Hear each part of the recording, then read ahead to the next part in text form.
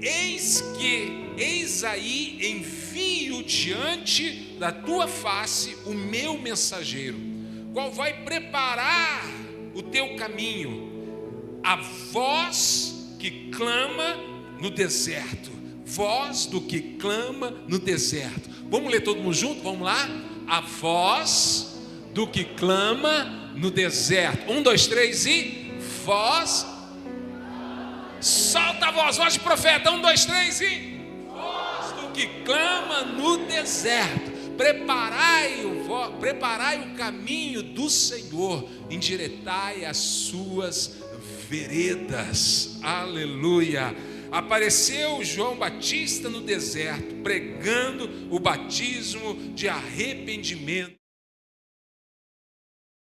pecados. Deus, lemos a tua palavra. Eu peço que o Senhor fale conosco e que esta igreja seja despertada a preparar o caminho para a volta do Senhor Jesus, como essa voz de esperança no meio do deserto, uma voz que ecoa a palavra de Deus, a vontade de Deus, as promessas de Deus num mundo sem esperança. Que a igreja seja também essa voz que clama no deserto, para a honra e glória do nome do Senhor Jesus, e que para através de nós, que Ele cresça,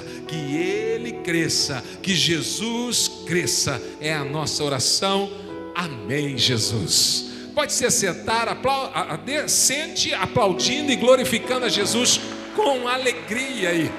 Glória a Deus. Irmãos, voz no deserto. Falei de manhã, repito agora.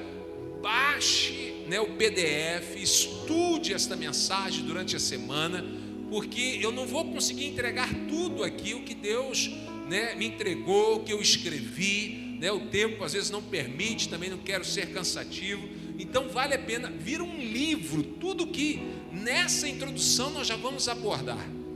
E o que nós vamos abordar? Entendendo que nós queremos cumprir esta palavra que João Batista lhe colocou, que ele cresça, que nós venhamos diminuir. Nós precisamos ser como João Batista.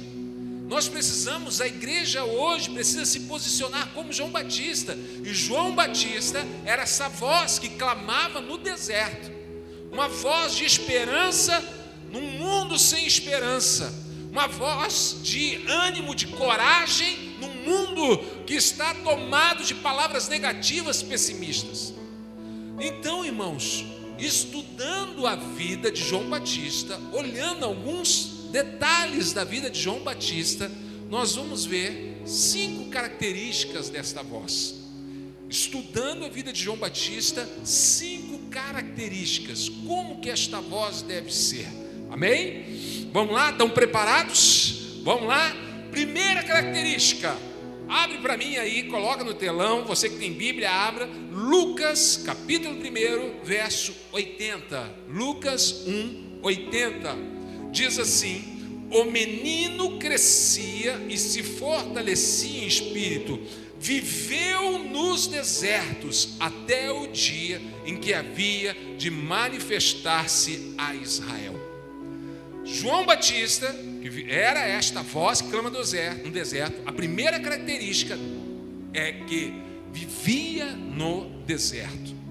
Irmãos, eu quero aqui te dar um outro ponto de vista, porque o deserto normalmente a gente fala, como estamos até aqui falando sobre o projeto de vida, fala sobre o mundo, lugar sem esperança, mas eu quero aqui falar sobre o deserto como um lugar de solitude. Um lugar aonde você se retira. Jesus se retirava para o deserto, se retirava para lugares solitários para falar com o Pai. Jesus ensinou a orar, dizendo: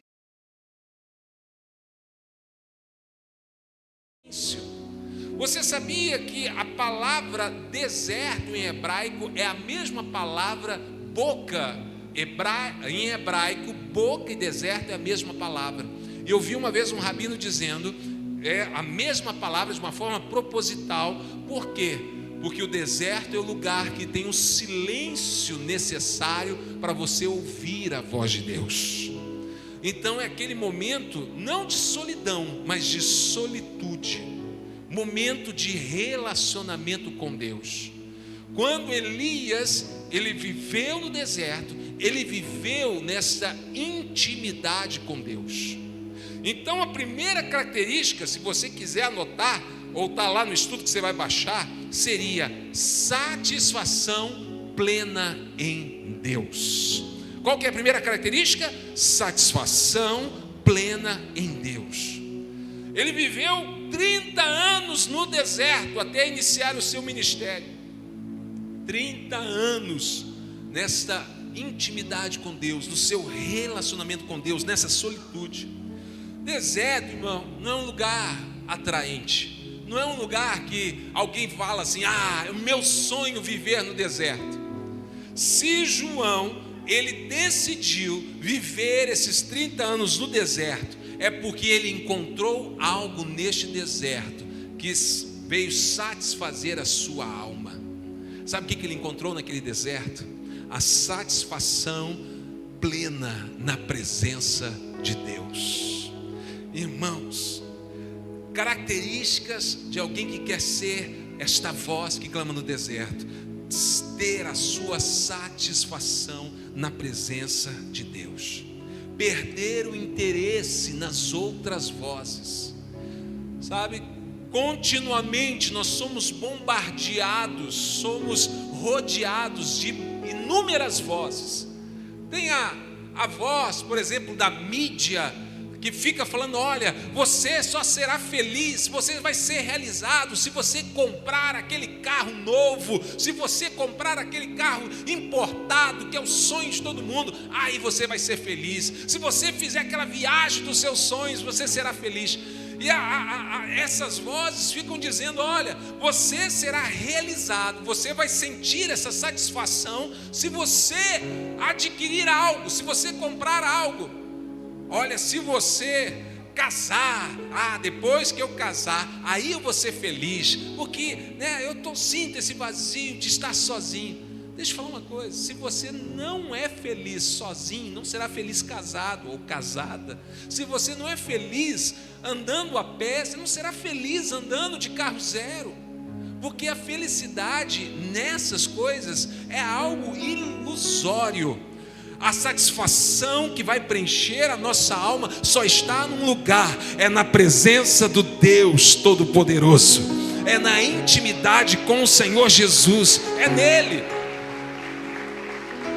João ficou 30 anos no deserto por um motivo: porque ele encontrou ali aquilo que veio trazer a satisfação plena para ele, completa.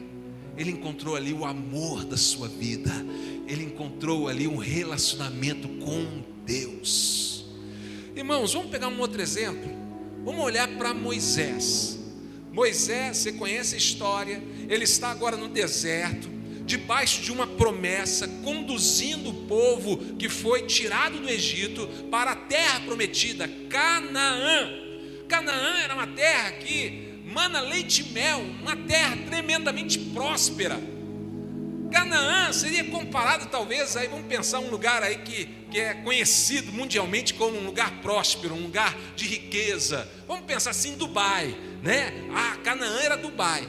Aí é uma promessa para aquele povo: olha, vocês vão ser donos de Dubai, é lá que eu vou estar levando vocês, dono de Manhattan, né? Nova York, Manhattan, a ilha de Manhattan, é lá. Só que chegou um momento dessa caminhada no deserto, que o povo, de tanto murmurar, de tanto reclamar, Deus chama Moisés para perto, lá no monte, e fala assim: Moisés, eu desisto, eu não aguento mais essa reclamação, essa murmuração. Eu vou cumprir a promessa, eu vou levar este povo, né? Eles irão para Canaã, mas vamos fazer o seguinte: eu não vou mais com vocês, a minha presença não irá. Você vai levar eles, um anjo vai na frente, o que for, mas a minha presença não vai estar junto. Sabe qual foi a resposta de Moisés? Se o Senhor não for comigo, não me manda ir para essa terra. Preste atenção, nós estamos falando sobre satisfação plena em Deus. O que Moisés estava dizendo? Canaã, Dubai, Manhattan, a terra mais rica que você imaginar, sem a presença de Deus é pior do que o deserto. Mas o deserto com a tua presença é melhor do que Canaã. A satisfação plena em Deus. Quem está entendendo? Dá uma glória a Deus aí, deixa eu ver. Sabe, irmãos, satisfação. Entenda, irmãos, que a oração, uma vida de oração, a oração não é apenas um meio para alcançar algo. Tem gente que vê a oração apenas como um meio de você pedir algo para Deus, para alcançar uma resposta de Deus, alcançar alguma bênção. Entenda aqui que eu vou te dizer: a oração não é um meio para alcançar algo, a oração é o fim. Como assim? É o objetivo final. A oração em si é o objetivo final. Por quê? Oração é relacionamento com Deus. Deus às vezes usa situações para que você se aproxime dele em oração, mas o objetivo dele não é apenas te trazer uma resposta, um milagre. O objetivo é que você tenha prazer na presença dele. Davi, ele entendia isso muito bem. Salmo de número 27, verso 4, ele diz o seguinte: uma coisa peço ao Senhor e a buscarei, que eu possa morar na casa do Senhor todos os dias da minha vida, para contemplar a beleza do Senhor e meditar no seu templo. Davi estava dizendo assim: olha, o palácio é muito bom, esse palácio que eu construí aqui é maravilhoso, sabe, as riquezas que eu adquiri como rei é muito bom, esses cavalos, enfim, toda essa riqueza, tudo é muito bom, mas nada se compara. É isso que eu vou buscar de uma forma intensa, estar na presença de Deus todos os dias, porque o palácio, riquezas, dinheiro não traz satisfação plena. A satisfação plena só se encontra no Senhor Deus. Característica desta voz que clama no deserto é aquele que encontrou a satisfação plena, é aquele que entendeu uma vida do deserto, uma vida de intimidade, uma vida de relacionamento com Deus. Qual o maior inimigo para que você não tenha essa vida de intimidade? O maior inimigo dessa característica, dessa dependência de Deus: a carência. Vivemos um tempo em que a carência tem dominado pessoas com vazios dentro de si, se transforma esse vazio nessa carência, querendo preencher, e começa a querer preencher isso com tantas coisas, como eu disse, com relacionamentos. Aí a pessoa fica pulando de um relacionamento para outro relacionamento e nunca firma. Por quê? Porque ele acha que isso vai preencher. Ou ele enfia a cara no trabalho, ele quer ganhar muito dinheiro. Nada disso vai preencher. A carência vai tomando conta.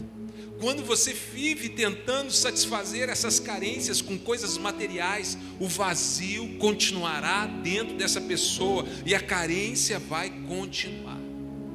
Os discípulos uma vez chegaram alegres até Jesus, dizendo assim: Senhor, nós fomos pela cidade e expulsamos demônios, os demônios obedeciam, coisas tremendas aconteceram, e eles estavam ali alegres daquelas coisas que eles estavam fazendo. Jesus disse assim: não, essa não deve ser a satisfação de vocês, a alegria de vocês. Se alegrem na presença deste Deus, se alegrem porque o nome de vocês está escrito no livro da vida, se alegrem por estar na presença deste Deus. A nossa alegria, a nossa satisfação não tem que ser naquilo que fazemos, o que conquistamos, mas na presença de Deus. Uma mulher samaritana num poço, ela se encontra ali com Jesus. E ela vinha de vários relacionamentos, porque havia uma carência dentro dela, e ela achava que iria preencher aquela carência, aquele vazio com relacionamentos. Mas quando ela se encontrou com Jesus, Jesus disse assim para ela: olha, até hoje, tudo que você tentou é como a água que existe aí neste mundo. Você bebe hoje, amanhã está com sede de novo. Mas hoje você encontrou alguém que vai trazer satisfação plena. Esta água que eu tenho para te dar é uma água que você vai beber e nunca mais terá sede. Vai preencher o vazio, vai trazer a satisfação plena.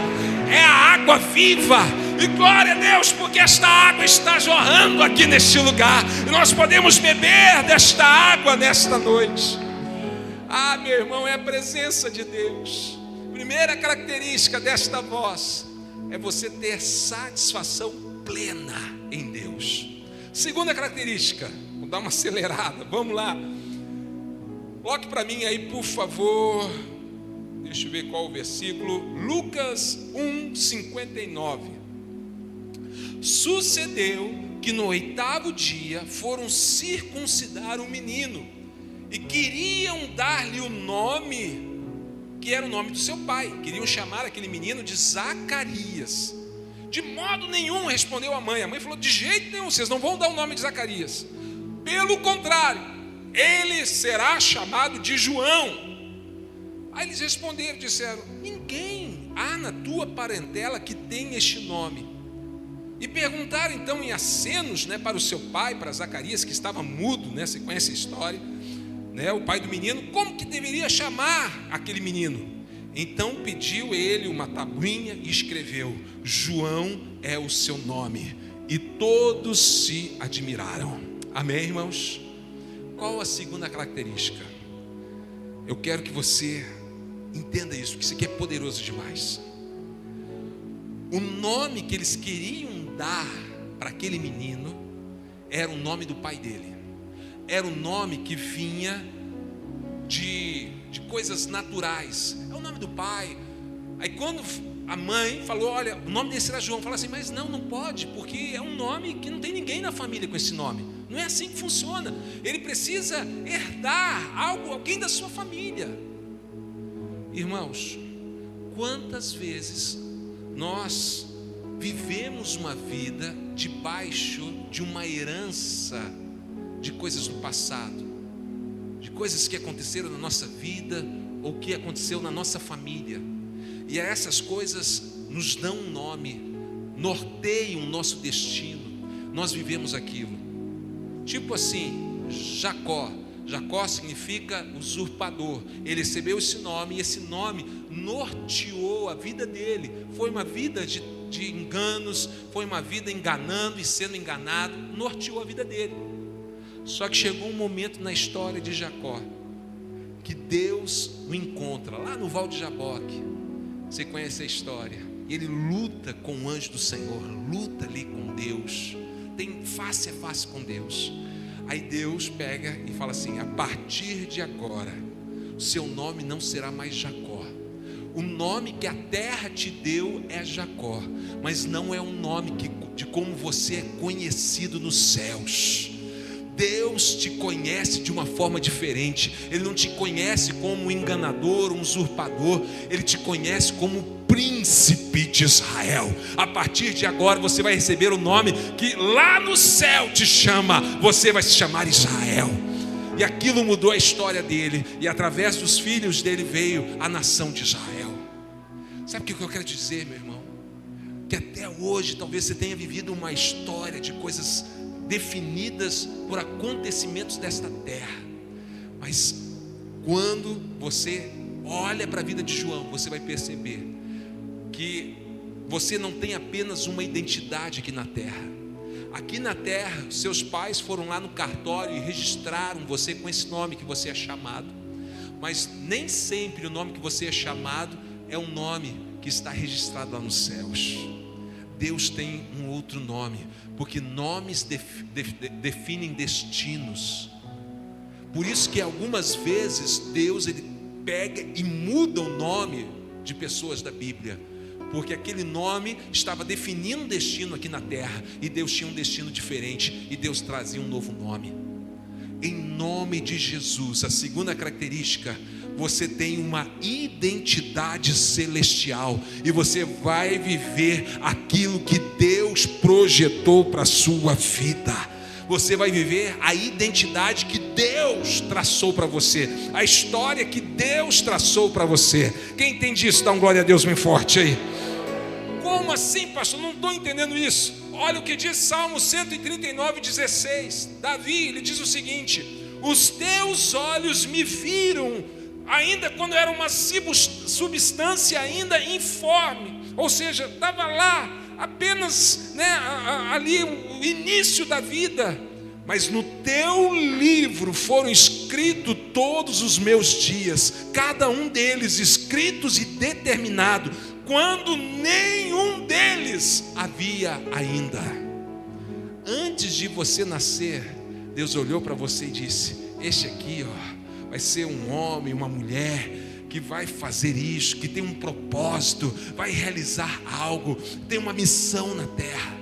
Ele já determinou, Ele registrou no cartório dos céus este livro com a tua história.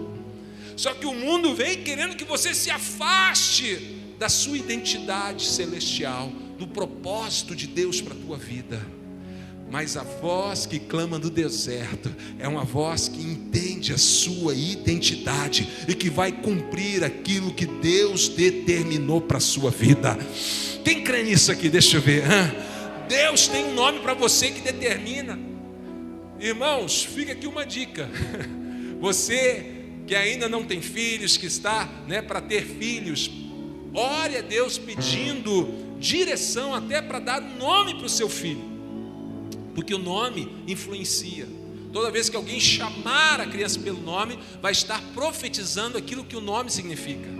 Samuel significa aquele que ouve a Deus. É aquele que tem esse relacionamento e ouve Deus. E toda vez que alguém chega e fala assim: Samuel, estão dizendo: você está ouvindo Deus. E, irmãos, olha como que Deus faz. Alguns aqui não conhecem um pouco a minha história. Antes de eu me tornar pastor aqui, titular dessa igreja, ainda como pastor auxiliar, eu fui convidado para estar trabalhando junto ao Conselho Nacional, e ali eu pude pregar nos maiores congressos e convenções da nossa igreja em todos os estados do Brasil. Sabe o que é isso? Pregar, às vezes em 2, 3 estados diferentes na mesma semana. E qual que era a mensagem que Deus me entregou para que eu pregasse? TSD, tempo a sós com Deus. O meu nome fala: aquele que ouve Deus. E a mensagem que Deus me entregou virou vários livros, virou vários materiais, mensagens, inúmeras mensagens. Aonde eu vou, pessoas me encontram e falam: você é aquele pastor que prega sobre TSD? Preguei na convenção nacional várias vezes. O meu nome definiu um propósito: intimidade com Deus. TSD, aquele que ouve a Deus. Olha como que é importante o nome, define propósitos. Hoje, como estou pastor titular, não tenho esse tempo, essa agenda disponível, mas por o tempo que eu estive como auxiliar, eu tive essa oportunidade de estar viajando e cumprindo isso. E hoje a minha missão é aqui com vocês, levando vocês a viver também essa intimidade com Deus. Amém, irmãos? Irmãos, mas olha como que é importante o nome. E aqui a segunda identidade, a segunda característica da voz, uma identidade celestial. Terceira característica, olha só que coisa tremenda. Lucas capítulo 3, verso 15. Estando o povo na expectativa, discorrendo todos no seu íntimo a respeito de João, se não seria ele porventura o próprio Cristo. As pessoas estavam assim perguntando: será que ele não é o Messias? Olha o que ele prega, olha o que ele está fazendo, olha a forma que ele vive. Será que ele não é Jesus? Será que ele não é o Messias? Ele não é o Cristo? Aí disse João a todos: eu na verdade vos batizo com água, mas vem o que é mais poderoso do que eu, do qual eu não sou digno de desatar as correias das sandálias, e ele vos batizará com o Espírito Santo e com fogo.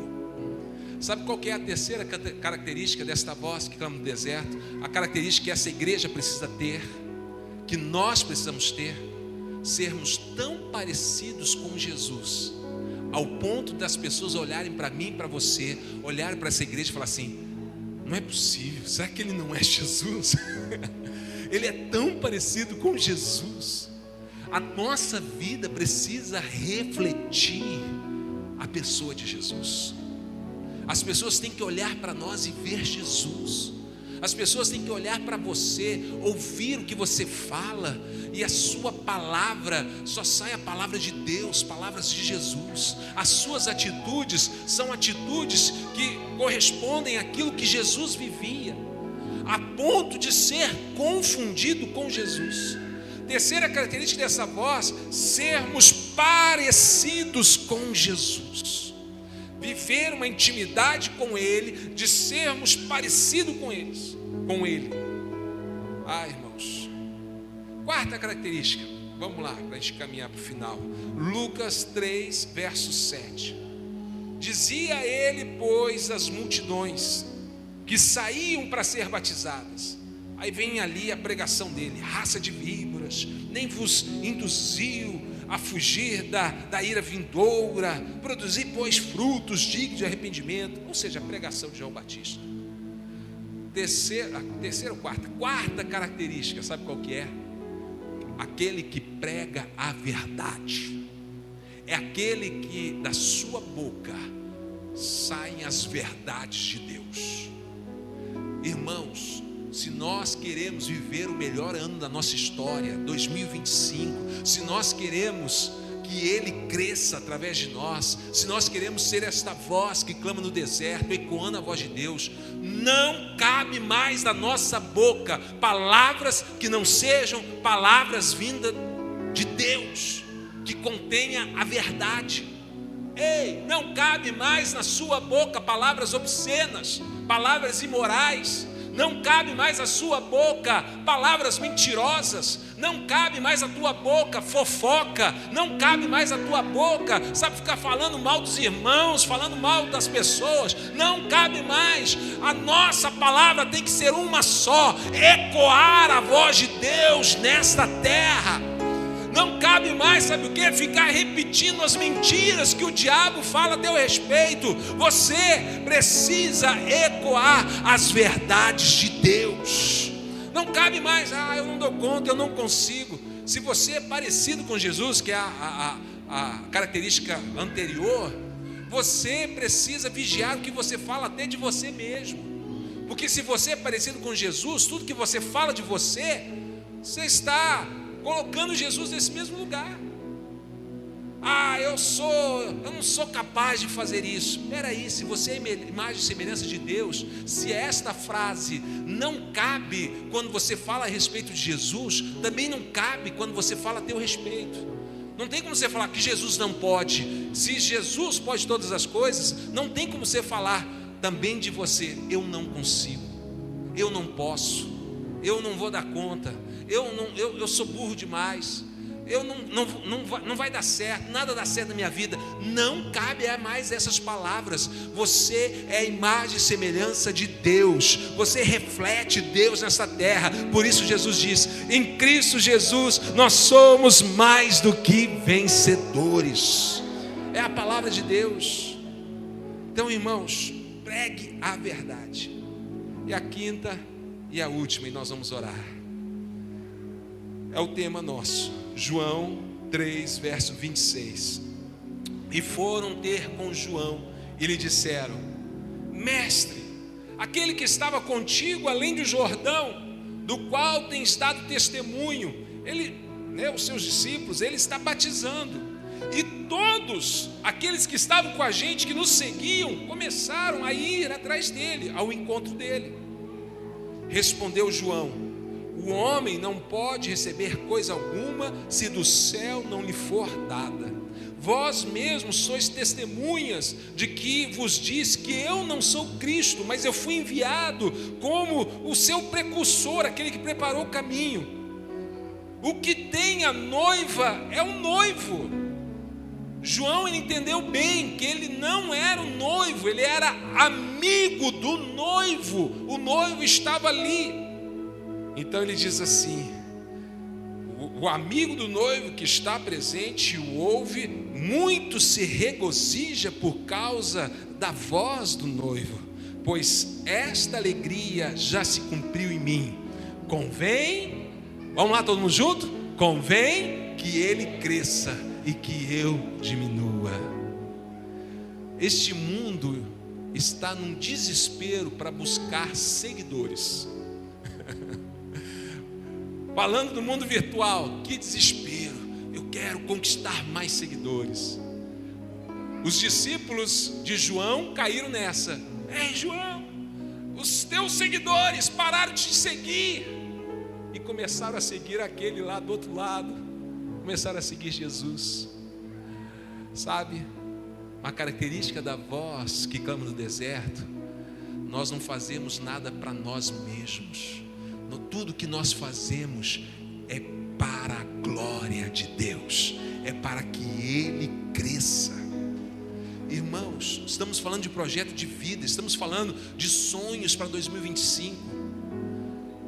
E tudo que nós vamos projetar para 2025 não é para apenas para o nosso deleite, mas é para que o nome dele seja engrandecido.